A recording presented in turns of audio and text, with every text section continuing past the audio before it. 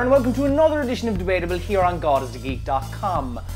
My name is Colm, and apologies about last week. I mean, there wasn't an episode of Debatable, but I told you I was off in Corfu or Magaloo, whatever I pretended to tell you. I was wherever I went on that stag. I can't remember. I was so drunk. I was so drunk, in fact, that I got me one of these. Ooh, shiny. We all love an underdog. It's no fun cheering on the best in the world. We want to see someone with some heart, some guile, dig deep down inside themselves and overtake the aforementioned best, or at least put up a fight. Whether they're someone who's never reached the top or a fallen giant, it's fun to see the once uninspired do the unthinkable and take on the first place golden boy. In May 2013, the video game playing public had their pitchforks out as nobody was happy with Microsoft's newly revealed black box. TV was pushed to the fore and games appeared to be taking a backseat to things like Game of Thrones. You know, stuff that the general populace can attach themselves to. You had to have your Kinect connected, you had to have your console always online, you couldn't use second-hand video games. They were effectively fucking up at every turn. Before the Xbox One was even released, Sony blew them out of the water at E3 with their now famous decree that the PlayStation 4 would play pre-owned titles, and Adam Boyes and Shuhei Yoshida's little skit on how to use your buddy's copy of Killzone. Once both the Xbox One and the PlayStation 4 were released in November of 2013, it was clear who the public were backing. With every passing month, Sony's Shiny Gem box was outselling Microsoft's by quite some margin too. In the months between Xbox One's unveiling in May and its release in November, Microsoft had changed an awful lot. You didn't have to have your Kinect connected, you could use the console offline, you could also play second-hand games, but the damage was done. Microsoft's dominance for years and years didn't matter now, and Sony were dubbed the People's Champion. Because let's not forget how dominant the Xbox 360 truly was. In the 7th generation of consoles, Microsoft led the way for many years. From Xbox Live to Achievements to Xbox Live Arcade to the best controller ever, minus a shitty D-pad, but the best controller ever. They revolutionized the way people interacted with their games, and Sony were playing catch-up for years. Gears of War, Mass Effect, Halo, Minecraft, Bioshock, Call of Duty, the list of bona fide hits kept on coming. And yes, I know some of those are third party, but perception can sometimes outdo reality as people associated things like Bioshock and Call of Duty with the green team. Later in the generation, the PS3 had garnered almost as many fans, and currently there's approximately less than 5 million between the two systems in terms of sales. But Xbox 360 still remains king. Now, astute viewers will realise that I am omitting the Wii because it was an anomaly, alright? It was in a different spectrum of things. It was catering to a different audience, but to cater to those people, yes, I know the Wii outsold both. Okay, now let's move on to the next bit. Right now, though, Microsoft are playing second fiddle to Sony and have done for close to 12 months. It's been a rough ride for all in Seattle as they field tough questions from the media and attempt to change their fortunes. The PS2 was Sony's golden boy and saw them at the top in the 6th generation, but in the 7th, the PS3 made a lot of mistakes. Sony charged an astronomical amount of money for the PlayStation 3 at launch, and it was a difficult platform to develop for, turning away some third parties in the process, and then subsequently deterring the most important people, those with cash in their wallets. The Japanese company was arrogant because of the PS2's success, and because of the PS2's success, thought they could demand a lot from PS2 owners who were jumping to the new consoles, but PS2 owners were happy to get Xbox 360s. This arrogance reared its ugly head once again when Microsoft revealed the Xbox One. Microsoft looked like they felt they were invincible, but they seem to be nipping that in the bud a lot quicker than Sony did. They've realised their mistakes and are taking a different stance. Rather than be the cocky number 1, they're painting themselves as the scrappy number 2. In the first half of 2014, it seemed the Xbox One was being outsold every single month. In July, Microsoft shut down the Xbox Entertainment division, which was dedicated to bringing original TV projects to the console, and they announced they were letting 18,000 people go. At this point, they were struggling, there's no doubt about that. But some very clever marketing people decided to turn this negative into a positive with some very clever adverts. Let me tell you something you already know. The world ain't all sunshine and rainbows.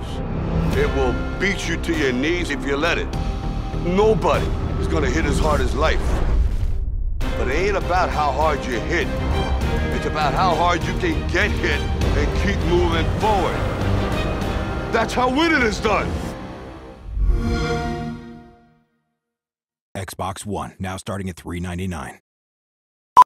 They've listened to the people and have changed their console accordingly. As well as the previously mentioned changes, you can now buy an Xbox One sans Connect for the same price you can buy a PS4 sans camera.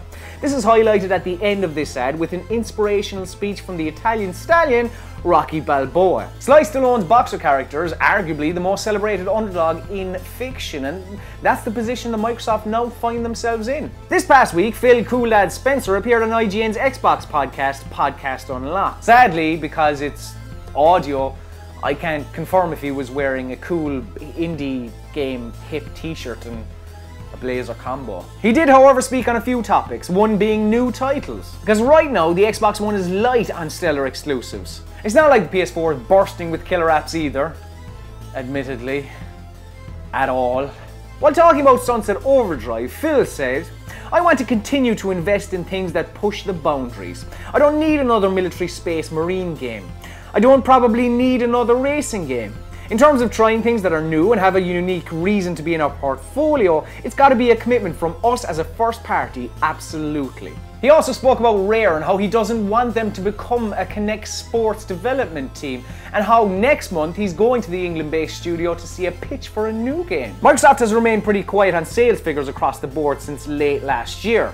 As of December 2013, 3 million were sold through to customers. As of April 2014, 5 million were shipped to shops. News did come out this week that 2.4 million Xboxes were shipped to shops between July and September of this year, but again, that's shipped. And also, there's no breakdown as to what percentage of those were Xbox Ones or Xbox 360s, just Xboxes. Microsoft began to change things because they saw themselves in the position of number 2, something which hadn't happened in years. And of course, they're not doing this to please the video game playing public just for the sake of it, they're doing this to get your dollars, pounds and euro. But if we, the video game playing public, get a better product out of it, fantastic. Competition is key in this industry, every industry. I want the underdog to become stronger, and in this case, they're taking strides to get there and recognizing their faults. It's not that I want Rocky to beat Apollo Creed, more that I want him to go the distance, because remember folks, in this matchup, you can cheer on both fighters. We're just looking for the best bout possible. Just don't be a fanboy fucker, okay? And now it's time for my favourite part of the show, where you get to voice your opinion on what I said normally last week, but 2 weeks ago. And what I said 2 weeks ago was about the 900p Assassin's Creed Unity and how it's a load of bollocks. And you let me know what you thought. So let's turn on our 2120 vision and have a look-see. Crazy6256, thank you very much, Crazy6256. Crazy6256 said, "Videos like this are adding gas to a fire and will cause another games recession. Just looking for hits. Microsoft should let developers do games in 900p for Xbox X1 and 1080p for PS4. But the developers should also use Microsoft Azure for AI."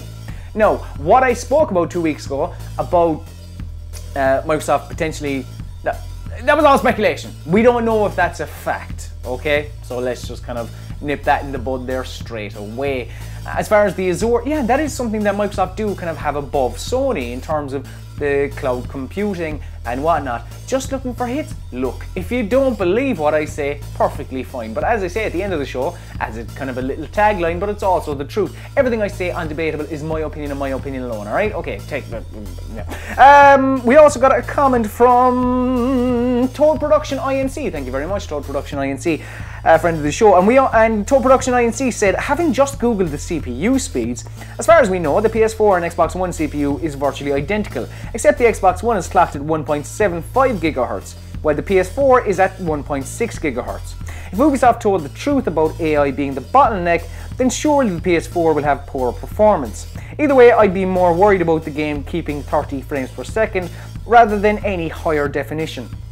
Now, that is an extremely valid point, and it is something that I'm worried about. Like, I still stand by the fact that, I mean, it should be fucking 1080p, come on lads. But, I mean, it should definitely at least be 30 frames per fucking second. In many previews, ours included, people spoke about how the game was struggling to even reach that, and that is a serious worry. That is a serious fucking worry.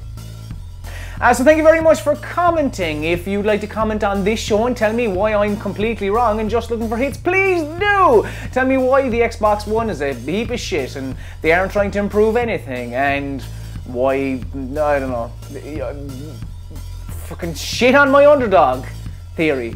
Whatever you'd like to say.